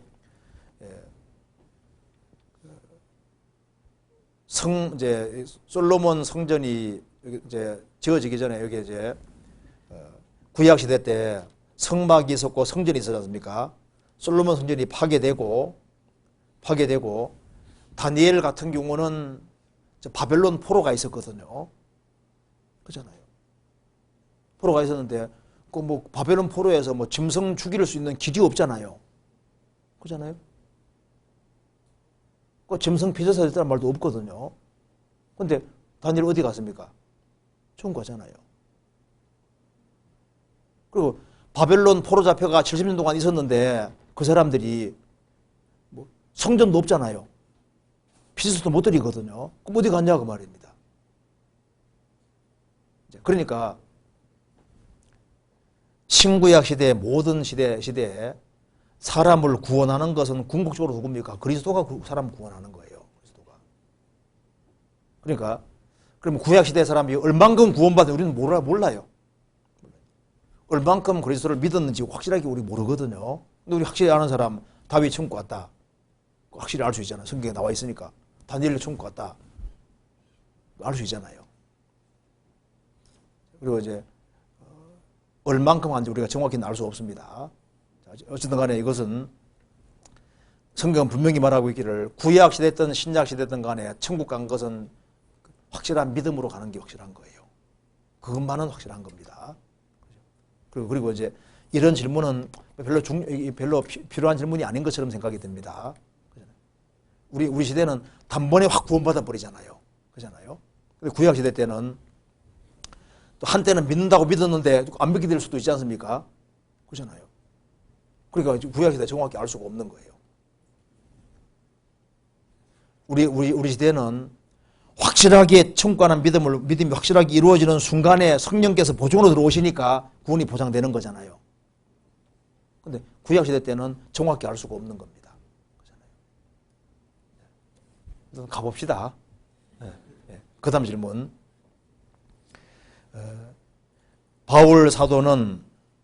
사도 바울은 구원받기 전부터 성경에 대한 지식이 많았던 것 같습니다. 사도 바울이 구원받기 전부터 알았던 성경에 대한 지식은 호세아서의 하나님을 아는 지식, 베드로후서 3장 18절에 그리스도를 아는 지식과 같은 지식인지요? 이것도 좋은 질문입니다. 바울 사도가 구원받기 전에 구약 성경을 거의 달달 외우다시피 아는 사람입니다. 그는 가말리엘 문화에서 공부한 사람입니다. 성경이 아주 해박한 사람인 거예요.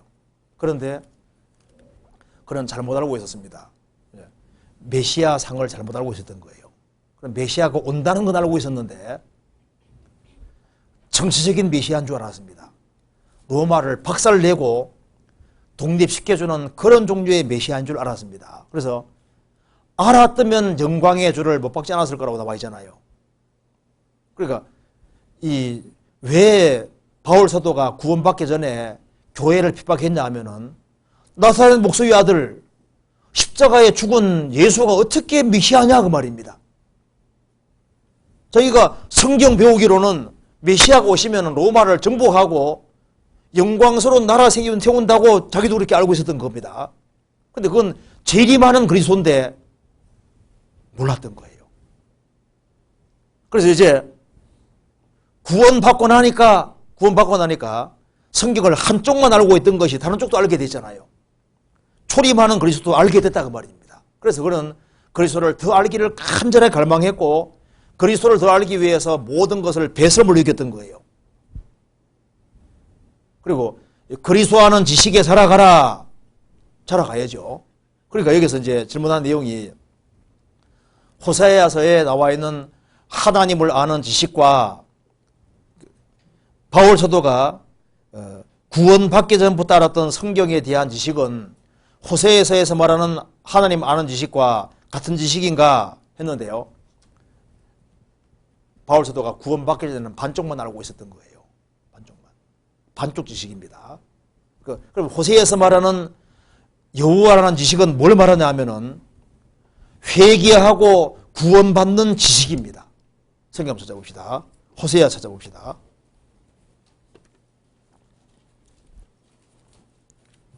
호세아서 14장을 먼저 봅시다. 먼저 호세아 4장부터 먼저 볼까요? 4장 6절입니다.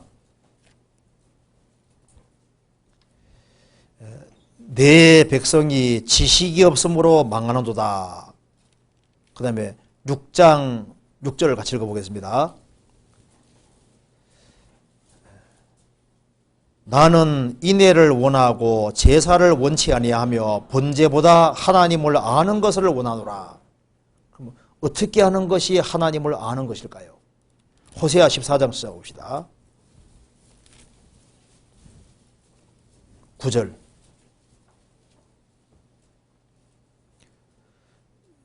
누가 지혜가 있어 이런 일을 깨달으며 누가 총명이 있어 이런 일을 알겠느냐. 여호와의 도는 정직하니 의인이라야 그 도에 행하리라. 그러나 죄인은 그 도에 넘어지리라. 그러면 누가 총명이 있어 이런 일을 깨달으면 누가 총명해서 이런 일을 알겠느냐. 그러면 도대체 이 무슨 지식을 말하는 것일까요? 13장 14절 같이 읽어보겠습니다. 다시 읽겠습니다. 내가 저희를 음부의 권세에서 속량하며 사망에서 구속하리니 사망아 내 재앙이 어디 있느냐 음부야 내 멸망이 어디 있느냐 뉘우침이 내 목전에 숨으리라. 내가 저희를 음부의 권세에서 지역 권세에서 속량 건져내며 사망에서 구속하리니. 그러니까 하나님을 아는 참된 지식은 회개하고 구원을 받는 지식을 말하는 거예요. 그래서 회개하고 구원 받으려면 자기가 죄인인 걸 깨우쳐야 되는 거거든요. 그래서 하나님이 십계명을 주시고 성막 제도를 주신 겁니다. 십계명 앞에서 죄인인 걸 깨닫고 그 다음에 성막에서 피를 통해서 구원받도록 하신 거예요. 그건 뭘 말하냐면은 죄인인 걸 깨닫고 결국은 그리스도의 공로를 믿어야 될 것을 설명해 주기 위한 겁니다. 그렇잖아요. 여기 이제 호세에서 하나님 아는 지식이 뭐냐면 음부의 권세에서 건짐받는 그 지식이거든요. 그러니까 바울 사도는 하나님을 믿었지만은 율법주의에 빠져 있는 겁니다. 그는 경건한 바리새인으로서 율법주의 천국하는 줄 알았습니다. 그런데 행위로 천국하는 것이 아니구나. 그래서 그리스도를 믿음으로 천국 가는구나. 그걸 확실히 깨우친 겁니다. 그러니까 바울 사도는 반쪽 지식을 가지고 있었던 겁니다. 반쪽 지식을. 그래서 지식은 지식인데 반쪽밖에 모르는 지식인 거예요. 그래서 구원받고 난 이후에 구약 성경이 그 얘기였구나. 그걸 나중에 깨우친 겁니다. 그래서 몰랐던 거예요, 사실은. 자, 그렇게 하고, 그 다음에 여기 스가랴 2장 1절에 내가 또 눈을 들어 본즉 한 사람이 손에 그 줄에 한 사람이 청량줄을 그 손에 잡았기로. 자, 이 말씀에서 청량줄을 손에 잡은 사람이 누구인지 궁금합니다. 근데 이것은 자세히 읽으면 답이 나와 있거든요. 찾아봅시다. 스가랴서 2장.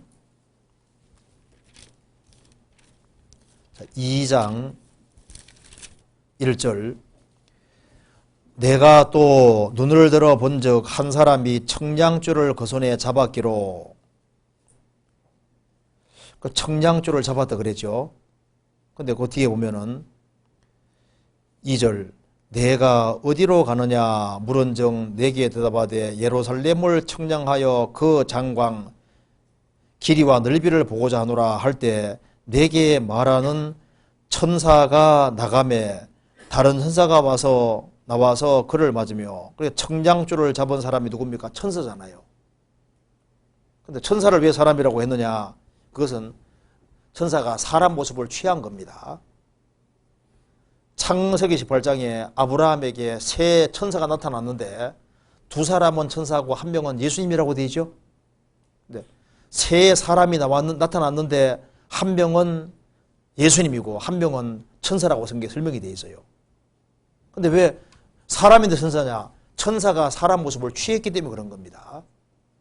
그렇게 하면 되겠습니다. 그 다음 질문. 수월, 음부, 지옥, 낙원, 천국 각각의 개념을 정확히 알고 싶습니다. 천년왕국 후에 영원한 천국과 지옥으로 나눠지기 전에 구원받은 성도들이 죽어서 아직 천국에 가지 않고 지금은 모두 다 낙원에 있는 건지요? 낙원은 천주교에서 말하는 연옥과 비슷한 개념인지요? 간단하게 도표를 보겠습니다. 성경 이 말이 좀 헷갈리죠? 이렇게 이해하면 됩니다. 자, 이 사람은 영혼과 육체로 되어 있는데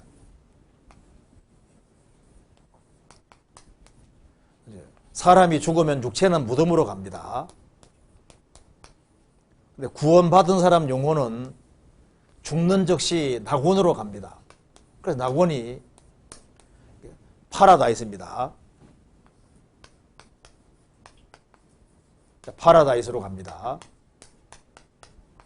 그래서 구원받지 아니한 사람은 음부로 가는데요. 음부가 헬라 말로 하데스입니다. 구원 안 받은 사람은 하데스로 갑니다. 그리고 이제 천정왕국을 사이에 두고 부활이 있는데, 이제 구원받은 사람 몸이 나오고 낙원에 있는 영혼이 나와서 영혼 육체가 가장 아름답게 재결합이 되는데요. 씨앗이 꽃이 되는 것처럼, 애벌레가 나비가 되는 것처럼 영광스럽게 부활해서 부활의 몸을 입고 천년 동안 왕노릇하고, 그 다음에 영원한 새 하늘과 새 땅에 삽니다. 여기 이제 새라고 할 때 헬라 말로 카이노스인데요. 질적으로 새로운 그런 뜻이니까 이런 하늘과 땅과는 완전히 달라요. 그러니까 쉽게 말해서 이 지구가 쉽게 말하면 씨입니다. 씨인데 새 땅은 씨가 꽃이 되는 것처럼 땅 자체가 차원 다른 땅으로 바뀌어지는 거예요. 그러니까 차원 다른 하늘과 땅으로 바꾸시고 그 세계 속에 부활의 몸을 입고 살게 하시는 것이 하나님의 궁극적인 계획입니다. 우리 몸을 뜯어고시는 거예요. 그런데 그 다음에 무덤의 육체를 끄집어내고 음부의 영혼을 끄집어내서 영혼 육체를 재결합시켜서 가장 흉측하게 재결합을 시키는데요. 그래서 부활시켜서 행한 대로 심판해서 불못에 집어넣습니다. 이 불못을 집어넣는데 이 불못이 다른 말로 지옥인데요. 그래서 헬라 말로 게헨나입니다. 게헨나. 구원 안 받은 사람은 궁극적으로 게헨나 불못으로 들어가는 거예요. 여기는 영혼 육체 같이 가는 겁니다. 그러면은 구약 성경에는, 구약 시대 때는 죽음 건너편의 세계는 전부 다 음부라고 되어 있는데요. 죽음 건너편의 세계 음부가 수월입니다. 그러니까 구원받지 아니한 사람들이든 받은 사람이든 간에 성경에서 음부란 말은 꼭 나쁘게 쓰이는 게 아닙니다. 구약 성경에는. 구약 성경에는 죽음 건너편의 세계를 전부 다 그냥 소홀로 했기 때문에 문맥에 따라서 볼 수밖에 없어요. 그래서 구약 성경의 소홀은 전집합으로 굉장히 포괄적인 용어입니다. 그래서 야곱도 내가 죽으면 음부에 간다고 했거든요. 음부라는 건 죽음 건너편의 세계를 말하는 거예요. 그러니까 음부란 말은 죽음 건너편의 세계니까 문맥에 보면은 악인들이 가는 곳도 음부라고 했고 구원받은 사람이 가는 곳도 음부라고 했기 때문에 음부란 말은 이 포괄적인 용어인데 예수님이 오셔서 예수님은 정확히 용어 정리해 주신 겁니다. 정확히 구원받은 사람은 파라다이스, 안 받은 사람은 음부로 간다고 되어 있고 영혼 육체가 결합이 돼서 구원 안 받은 사람은 게헨나로 간다고 하신 겁니다. 그러니까 이제 우리는 구원받은 사람은 죽으면 어디 가느냐, 뭐 낙원 간다, 천국 간다, 똑같은 얘기인 겁니다. 어차피 갈 거니까요. 주님 계신 세계 속에 가니까 그렇게 이해하면 되겠습니다.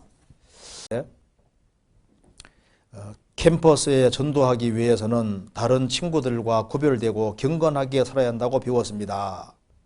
그런데 친구들은 왜 다른 친구들처럼 술도 안 마시고 담배도 안 피우냐고 묻습니다. 친구들에게 어떤 말씀으로 답해줘야 할까요? 관련된 말씀을 부탁드립니다.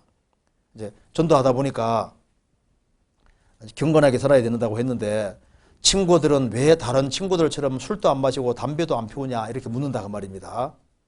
친구들 어떻게 말해야 되느냐? 성경으로 얘기하는 게 제일 좋아요. 하나님 말씀하시기를 성경에서는 쳐다보지도 말라고 했다. 그렇게 해서 세계에서 가장 많이 팔리는 성경책이 그렇게 말하고 있다. 이렇게 말하는 게 제일 좋은 겁니다. 우리 목사님이 그러던데 이렇게 하면 안 돼요. 그렇게 그러면 안 됩니다. 성경에 그렇게 되어 있습니다. 이렇게 말해줘야 되거든요. 찾아봅시다. 잠언 23장.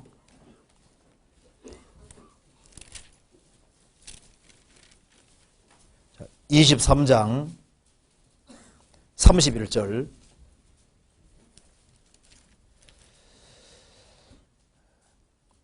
포도주는 붉고 잔에서 번쩍이며 순하게 내려가나니 너는 그것을 보지도 말지어다. 포도주는 붉고 잔에서 번쩍이며 순하게 내려가나니 너는 그것을 보지도 말지어다. 쳐다보지도 말라고 되어 있죠. 성경에 이렇게 나와 있다. 이렇게 얘기해주고, 고린도 전서 6장에는 주님은 우리 몸을 유하신다고 했습니다. 몸은 성령의 전이라고 되어 있거든요. 그래서 이건 내 몸은 내 것이 아니라 성령의 전이니까 여기에다가 이제 안 좋은 물을 집어넣으면 안 되잖아요. 그죠? 알코올 집어넣지 말고 이제 담배 같은 거, 술 같은 거, 그건 성경에서 옳지 않게 여기는 겁니다. 그래서 성경이 금지하고 있다 이렇게 답하는 게 제일 좋을 겁니다. 그죠? 뭐 성경 그런 것이 있어, 있다 봐라, 있잖아. 성경 보여주는 게 제일 좋아요. 우리 교회에서 먹지 마라 그래 이렇게 말하지 마세요. 너무 너희 교회는 너무 심하다 이렇게 말한다니까요. 아시겠죠? 그 다음에 이거 하나만 이제 더 마쳐야 되겠습니다. 교회가 연합하고 하나 되는 것이 주님의 뜻인 줄 알고 있습니다. 그런데 형제님들은 하나 되는 모습이 보이는데 자매님들은 하나 되는 것이 정말 어려운 것 같습니다. 어떻게 하면 수원교회 자매님들이 하나가 될 수 있을까요? 답답하기도 그 마음의 문제가 됩니다. 이렇게 얘기했습니다. 뒤에가 재밌는데 시간이 다 돼가지고. 자, 먼저 알아야 될 것이 있습니다. 자, 구원받은 사람은 벽돌입니까? 산돌입니까? 산돌이죠. 산돌입니다. 그 돌은 모양이 같습니까? 다양합니까? 자, 남자가 다양할까요? 여자가 다양할까요? 여자가 훨씬 더 다양해요. 그래서 알다가도 모르는 게 여자입니다. 그래서 성경 레위기 14장에 보면은 돌집이 나오잖아요. 교회는 신령한 돌집인데 그 다양한 이제 돌이 이렇게 연결돼 가지고 신령한 교회를 이루는 겁니다. 근데 하나님께서 문제 삼으신 것은 돌 모양 가지고 문제 안 삼았거든요. 돌에 색점이 발하고 퍼질 때 문제 삼은 거예요. 색점이라는 게 뭐냐면은 도덕적으로 큰 죄를 가지고 들어왔다든가 도덕적인 죄를 퍼뜨린다든가 신앙적인 죄를 퍼뜨릴 때 그걸 문제 삼으셨거든요. 그럼 여기 이제 형제들은 연합이 잘 되는데 자매들은 하나 되기 정말 어려운 것 같습니다. 그런데 그럼 어떻게 하면 수원교회 자매들이 하나가 될 수 있을까요? 자, 그런데 보세요. 그러면 이 교회가 지금 자매들이 무슨 돌은 돌인데 색점 바란 돌은 없잖아요. 자, 무슨 도덕적인 죄를 퍼뜨리는 사람이 있어요, 없어요? 없죠. 신앙적인 잘못된 교리 퍼뜨리는 사람도 있어요, 없어요? 없잖아요. 그러면 그 돌집이 문제가 있는 겁니까, 없는 겁니까? 문제 없죠? 그러면 수원교회 그 어머니들, 자매님들 문제 있어요, 없어요? 주님 볼 때는 문제가 없어요. 그럼 어떻게 해야 되느냐? 그럼 뭘 배워야 되느냐? 자, 마음에 안 드는 건 생기죠. 그렇지 않습니까? 마음에 안 드는 게 생기니까 성경이 말씀하기를 이렇게 하라 그랬잖아요. 성경 찾아봅시다. 마태복음 18장에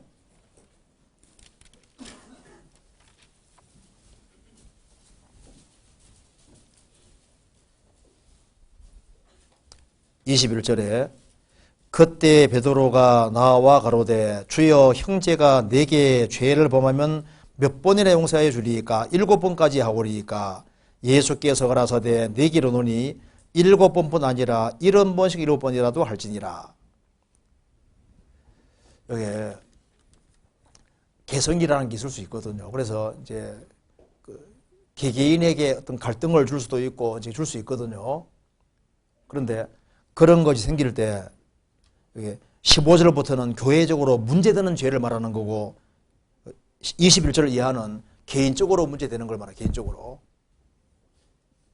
그것에 대해서 몇 번 용서하리이까? 70번씩 7번이라도 그 말은 무한히 용서해 주라 그 말입니다. 무한히.